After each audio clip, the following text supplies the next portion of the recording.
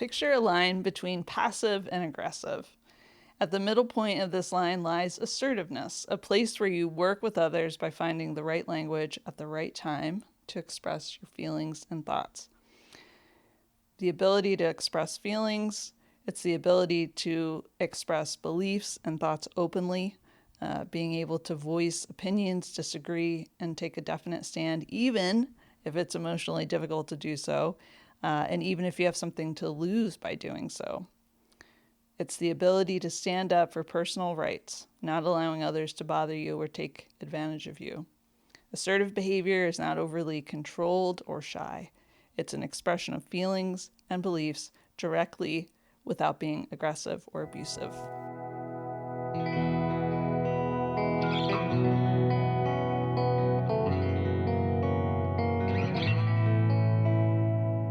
Welcome to The Behaviorist with Work Wisdom, where we help you adopt high-performance mindsets, behaviors, communication, and culture. I'm your host, Sarah Colantonio. Our intention for the Behaviorist podcast is to share accessible, concrete practices that you can weave into your whole life to begin a shift towards joy and meaningful achievement. Today, I'm joined by Isaac Etter, an entrepreneur and founder of the organization called Identity. Am I missing some other? No, that's great. Okay, I love it. To discuss the communication practice of assertiveness. And the whole reason that we know and love Isaac is you were assertive. You basically reached out to us and you were like, let's hang out. So part of the reason I wanted to talk about this is a skill that I have to work really hard at, this particular skill. But I wanted to ask you what you thought of that pretty lengthy definition in the introduction. Is that what you think of when you think of assertiveness? Yeah, I think so. I mean, I think really to be assertive, you do have to kind of walk this line, as you mentioned. Like, you don't want to be overly aggressive, but you also don't want to hold back too much, because people, respect you making your intentions clear as well. And so I think it was a really great definition of being assertive. Yeah. One of the reasons why we wanted to talk about this is because for leaders, they sometimes have, first of all, they sometimes don't know the definition. Yeah. They don't know that it's on this continuum. Yeah. And they struggle with this thing that it comes out of the book Radical Candor, which is ruinous empathy. Have you heard of this? I don't think I have heard of this term. No. It's the worst. It's the worst for leaders.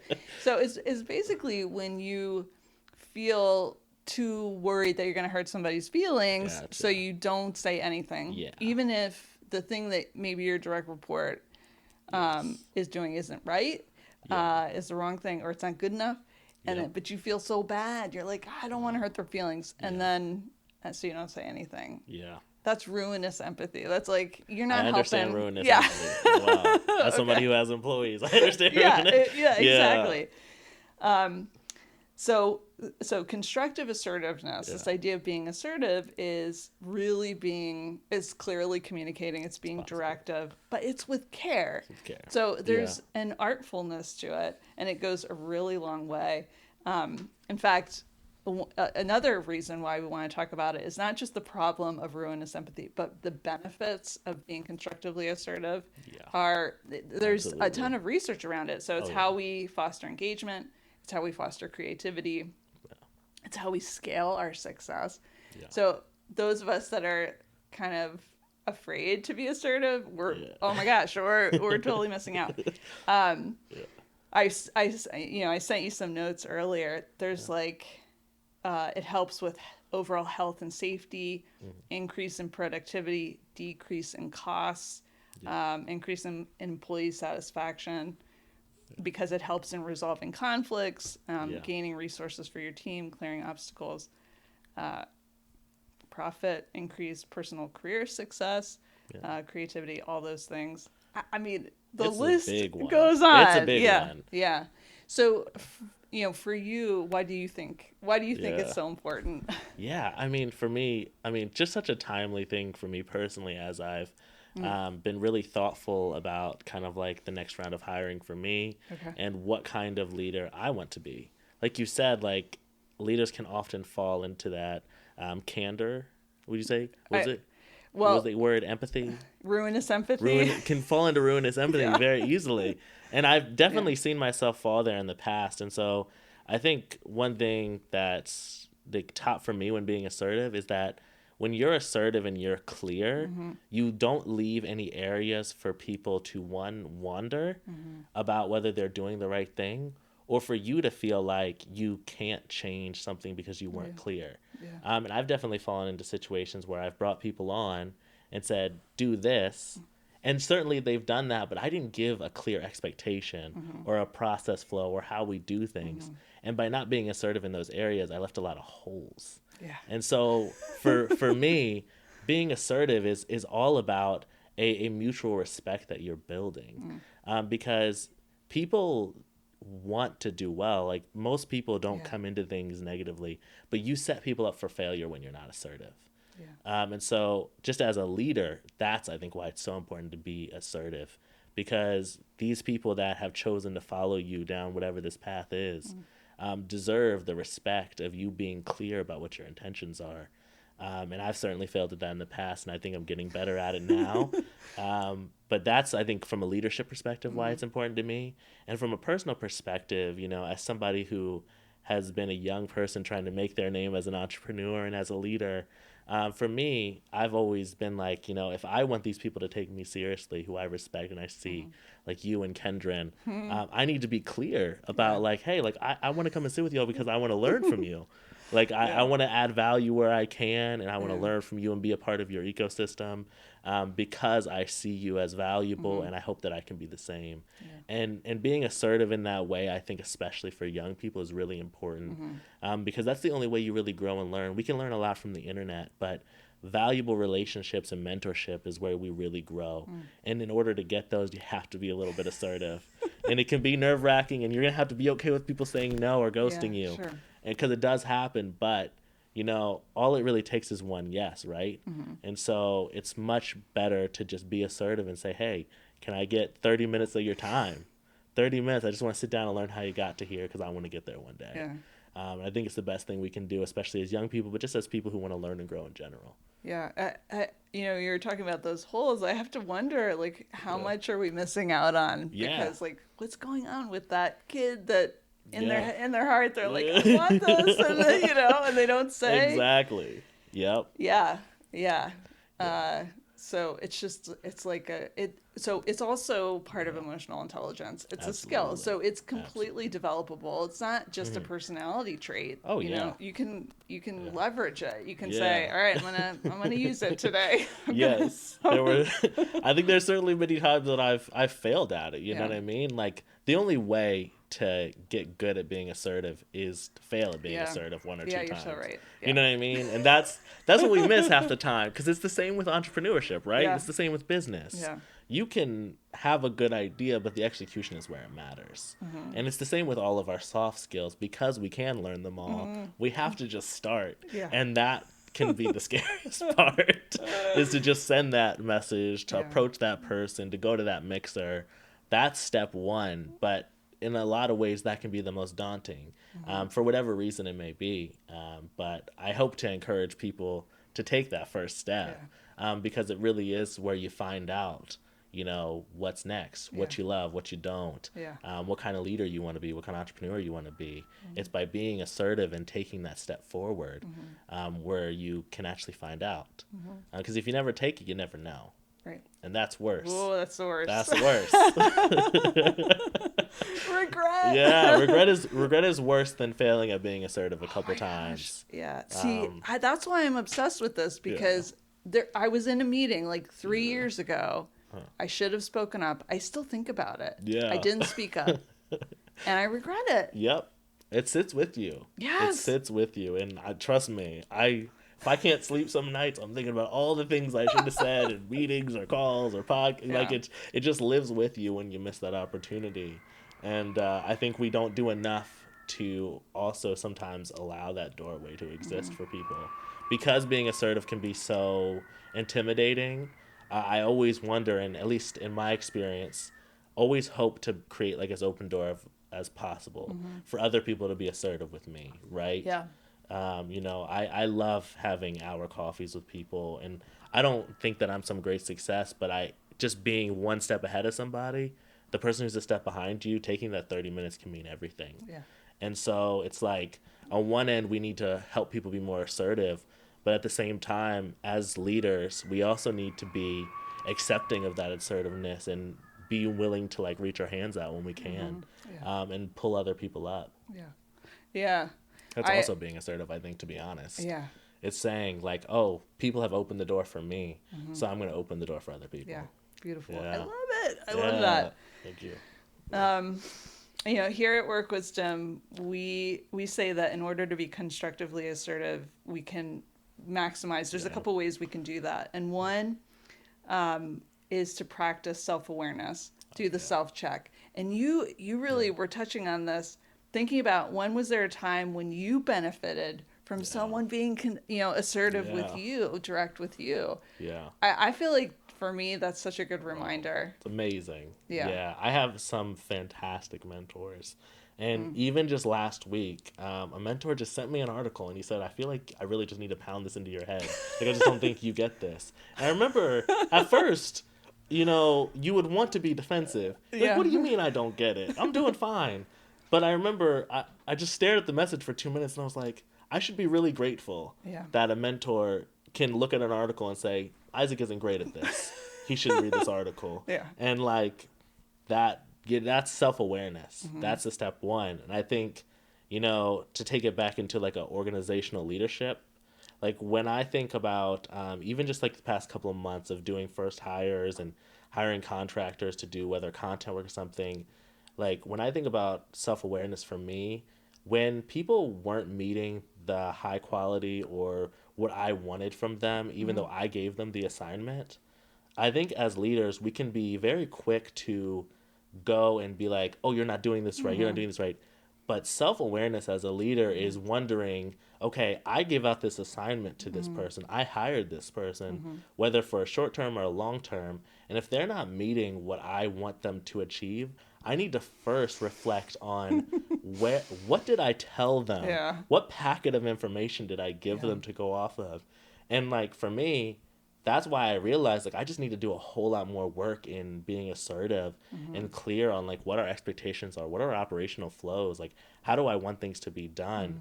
Because it wasn't anybody else's fault that they didn't meet the expectation that was in my head, because the expectation in my head wasn't on paper. Right. And like, you can't do anything about that. They did what I told them to do. Yeah. And so, that's a part of being self-aware, being assertive, is not immediately looking at the other person as the fault, but really reflecting in, because you steer the ship. Right. And that's a part of being assertive. That's a part of being self-aware. That's a part of being a leader. Yeah. Especially if you want to, use this to scale in all those ways that you talked about. Yeah. You're not going to have happy employees if every time they don't meet the expectation in your head, you're, angry emails, phone calls. That's a surefire way to have people not want to work for you. Yeah, definitely.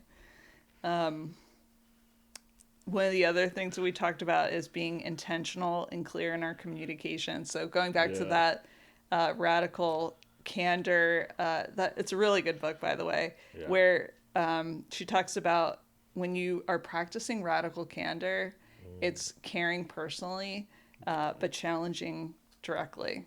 So again, it's artful. It's very artful. So that's a great quote. Yeah, it's so good.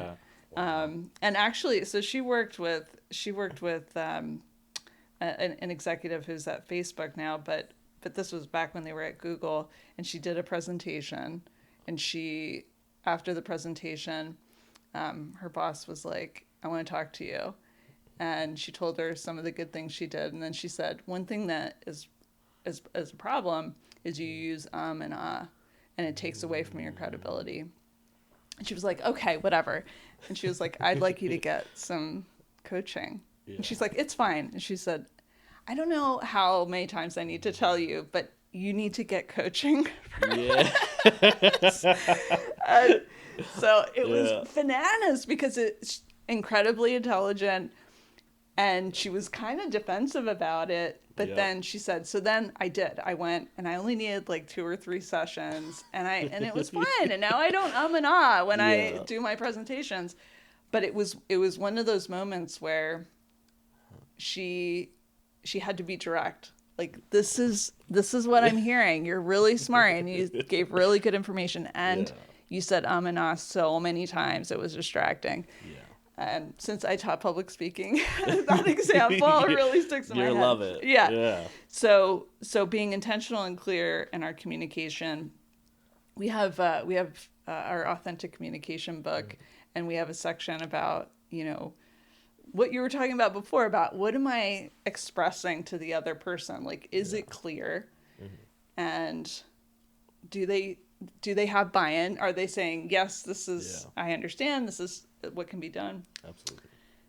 And so that's one of the things, just paying attention to our communication. The other thing when it comes to constructive assertiveness is tapping into the motivation of others. So there's this in the neuroscience of motivation, David Rock recognized that there's these 5 elements. It's called SCARF, that motivates us. Yeah. So it's status, certainty, autonomy, relatedness, and fairness. And so it's like lights up in our brain. If we recognize, if we feel like we have status, if there's some element of certainty, I kind of know what to expect. I love the fact that also we are motivated by autonomy. It's like we need certainty, but we also want autonomy. We want a little curiosity. We always do. Relatedness, of course. So that connection, that human connection, and then fairness. So if we can put that within, the framework of our feedback or whatever we're asking for, it lands. Like, it makes sense. And we also talk about empowerment, and that's like probably a whole nother podcast, but empowerment means that you're making sure roles and expectations are super clear. You have there's clarity, we call it true authority with clear boundaries, Exactly. Which is hard for a lot of people. I mean, talk about one of my greatest growths in that area of empowering people that did stuff for me. Because, I mean, gosh, when you have a baby, which is a business or an organization, whatever it may be, to let somebody else walk in and do something can be very hard. Very anxious. And I actually learned this the best at Safe House, which I think people probably wouldn't expect. But at Safe House, some days we would have, 50 volunteers in a day. Wow. We'd have different people leading different teams, and we were working coincide with different organizations. And I had to really learn how to not control situations. Yeah. And taking that into my work now at Identity, I've noticed that when I brought, our creative director in, I had this rule that basically, if it wasn't a nerve for me, it wasn't make or break for me, I was going to let him have the final say in that area because I don't know anything about that. Okay. It's it just didn't matter. It's I'm not a video producer. I don't know anything about branding. I know what we're all going after, but he was the expert in that. Yeah. And so I said, if it didn't really rub me the wrong way, he was going to have the final say. And if we had to go back and change something a year later, we did. We could, you know what I mean? And so, our marketing, our branding, our colors, I let him take a lot of control on that. And I'm so thankful for it. Because instead of spending my days and nights being that font was wrong, I don't really like that, I actually just adjusted to understanding that, he had a set of information that, I didn't have. Yeah. And that is a discipline, and I wasn't always great at it. I had to coach myself into being don't say anything, let that be what it is, because that's not a major issue. But boy, did we move a whole lot faster because of that. Yeah. And so I agree with that. Empowering people, it's daily process, but it makes a world of a difference. Yeah. Yeah. Yeah. That's great. That's a great story. Yeah, thank you. you're having this in real time. Yeah, it's honestly perfect timing because this is all happening to me this Yeah. year. Yeah. It's like building a bigger business, going down a different road, and being I've been in nonprofit for so long to now be in the for-profit lane, and Yeah. trying to reach venture scale and doing all these things. You have Yeah. to learn a lot of these disciplines in real time, and Yeah. so I think it is a very timely conversation. Yeah. Yeah, well, I guess I'm curious about it sounds like right now you have to use it in all of these different ways. Yeah. So the self-awareness, being really intentional and clear in your communication, thinking about Yeah. motivation, Exactly. and empowerment. Yeah. What are the ones that sort Yeah. of rise to the top for you? What are the ones that... Self-awareness all the time. Okay. I mean, self-awareness, as I think a leader, a founder, like you have to work from that place constantly. Yeah. Because it's self-awareness to make sure that you're going down the right lane, right? Yeah. Because we can fall in love with an idea, a company that isn't actually working, but because we're not being self-aware, we keep going down it when we should pivot or stop, whatever. Mm-hmm. And so you have to have self-awareness from that front. Then you have to have self-awareness with your customers, right? Mm-hmm. Because you might deliver a product that you want to have one impact, but it has another impact. That impact can be just as good. But if it's not the impact you wanted and you're not also being self-aware, you can get stuck trying to force something to work a way that it actually doesn't work. Yeah. And then we get to the employee side where you also have to have self-awareness and assertiveness and clarity. Yeah.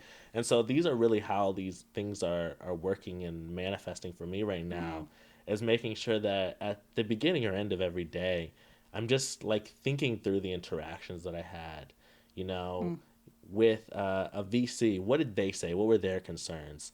With a customer, what was their concerns? What pain points did they have that we were either addressing or not addressing? Yeah. And from an employee standpoint, like, what did they feel like they were doing well? What was easy for them? And where was it not easy? Where were the pain points there? What wasn't clear in my communication? Yeah. And so it's just a lot of self-awareness. And then it tails into like these being assertive. Because I'm self-aware, I know when and where to be assertive as well. You know what I mean? I know whose door do I need to knock on, right? Who do I need help with? Hey, do I need to go knock on Sarah and Kenyon's door and say, hey, we need some team building stuff. Come on. Yeah, you know what I mean? It's like it definitely transitions into all these other lanes. And so it's majorly important to me. Yeah. I love it. What do you think the cost would be to your work if you didn't practice the art of assertiveness? Oh, I think, yeah. The cost would probably be either non-existence or definitely very slow existence, which is fine. For some people, it can be fine to go slower. But one of the biggest benefits, I think, to the way that I produce fast has actually been my ability to, reach out, ask for help, ask for advice, and be assertive about the fact that I want critical feedback. We grow the best in community. And we grow the best with assertive clarity about how we're doing, right? Just like the mentor who felt comfortable enough to send me a message saying, I feel like I need to pound this thought into your head, right? That was me being assertive with him, because I remember 2 years ago when I asked him to be my mentor, right? I had to be assertive first in that situation, but because of it, now I have this loop of feedback that might be uncomfortable at times, but is helping me grow fast. And it can be the same with any area. If you want to start something or start a business, like being assertive to reach out to an asset, to reach out to a business mentor, like that's a step of assertiveness, to be clear and like say, hey, I need this help. I want this information. And so I just think it's majorly important. Yeah. Okay. Were you ever assertive and it backfired? It wasn't constructive? Never. Yeah, it had to be yes. You know what I mean? It almost had to be yes. There's certainly been times where like you're assertive in the wrong ways, right? You might be frustrated. Like I can think of times, especially in more stressful situations, like at Safe House, like just being assertive in the wrong directions, right? And again, I guess, you kind of go back to being self-aware. Is like, if you're assertive in the wrong direction and it backfires, your best bet is not to necessarily sulk, though you probably will. You probably will be up at like 2 o'clock having a dream flashback of it, like I do. But it is to learn and to grow from it, right? It's like I've learned, at least I would hope, and I'm sure I'm not perfect at it, but at least I've tried to learn how to navigate emotional situations without forcing what I think should happen, right? Because, in a protest, in a very tense scene like we were in during those days, the answer wasn't always to be very assertive. Some of the answer was to listen first. And so there's definitely been times where I've talked too fast, which is a wrong way to be assertive. You can also be assertive in silence. Yeah. And so by listening to other people, like you said, people's status is something that people really care about. By listening to somebody without having to force in your opinion or interjection can actually be a great way of being assertive. Because later, then you can come and say, hey, I listened to what you said.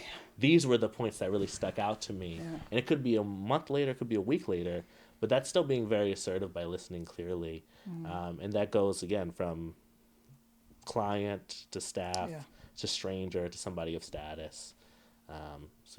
Yeah. So my last question for you. You've given so much wisdom here. What advice would you give to those who don't have the natural affinity for being assertive or don't feel as if they're in a position to practice assertiveness? I mean, you're always in the position. Let me say that. Is that there's really no position that you're not, that you couldn't be assertive in some way, right? Because it doesn't really matter whether you're, doing something that, you don't want to be doing. Let's just say like you're working a 9 to 5 that you really just don't want to be in. You might think you have no power. Well, you do have power because you have the internet, you have Instagram, you have LinkedIn, you have Facebook, right? And so, 99% of my assertiveness is on LinkedIn. And I love talking with other people about LinkedIn because the connections and the friendships and the things I've made on LinkedIn just by posting content and then following up with people or DMing people about what I'm doing who I know have similar interests. Like, that's actually how I've been able to grow a lot of my, knownness and child wellness. That's how a lot of people know me, is actually from LinkedIn. Yeah. And so there's always a way to be assertive. And sometimes you have to find the most comfortable way to be assertive. Yeah. And then scale into the most uncomfortable way. Absolutely. Yeah, exactly. And for me, personally, that was first Instagram. Yeah. Like, for me, it was first Instagram, and then it was LinkedIn, and now I'm very comfortable going up to somebody at an event. I wasn't always. That was probably the weakest area for me at first.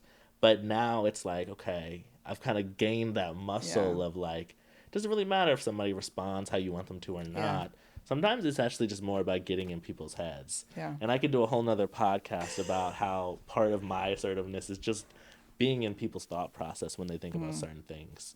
And so that's why I use LinkedIn, and why I would just suggest people to find an avenue where they can just start to take a little bit of action towards whatever it is they want to be. Yeah. Do you want to be a better leader? Okay, go follow some profiles and respond to their stories when they post something that you care about.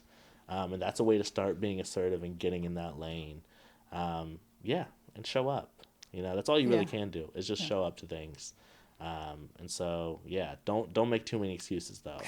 So that's the surefire way not to be assertive, is if you keep making excuses of why you can't be. Because there's tons of ways you can be without putting too much at risk. Yeah. And so find them, execute, and then just keep scaling that execution. I love it. That feels so doable. Yeah, it's so doable.